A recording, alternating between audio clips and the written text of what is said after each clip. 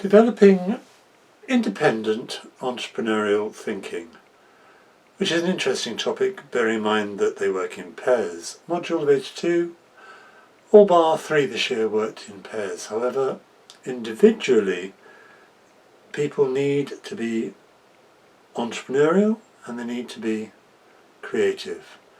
And we look at the definition of entrepreneurial. It involves creativity, innovation, whatever. And in this particular module, what we're trying to do is develop the creative faculties, develop their innovative skill sets, and develop their ability to think entrepreneurial, not necessarily for profit, because we're very much into social capital as well, which is a very valid aspect. And also, what is important is entrepreneurship, where we're looking at having those skill sets and those skills to go into companies and to drive forward new ideas, new products, new services, and particularly the way the students are, in terms of very much not hyper-reality, but they are very much driven by an online world.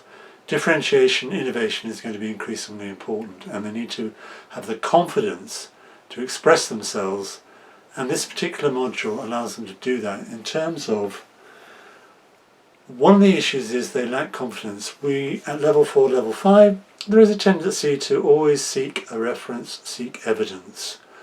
Well, in this particular module, it's them. We are asking them to develop and create a new business and to test it to a certain degree. But what needs to be done is it needs to be market tested, it needs to be experiments in terms of tasting tests or product acceptability tests, intentions to buy surveys, whatever.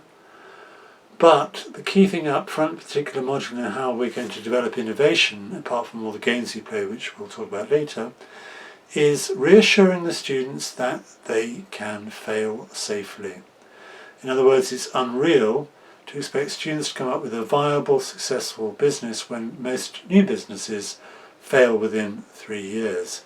So it is perfectly possible to develop, or rather to develop a business proposal that you recommend is not going to succeed, and say so, and get a first-class mark over 70%, rather than invent and tell me a story and say it's going to succeed when patently it's not. The quality of the work, the quality of the process going through it, the ability to creatively try and problem solve will allow people to achieve a mark first class, whereas the others don't. And in fact, the examples been shown I brought today, a couple of them actually recommend, I think either in the appendices or in the financial statements, that it is at this stage and that scale of funding and the scale of facilities available, it's not viable in the short term. And they got first class marks. So they need reassurance at all the time.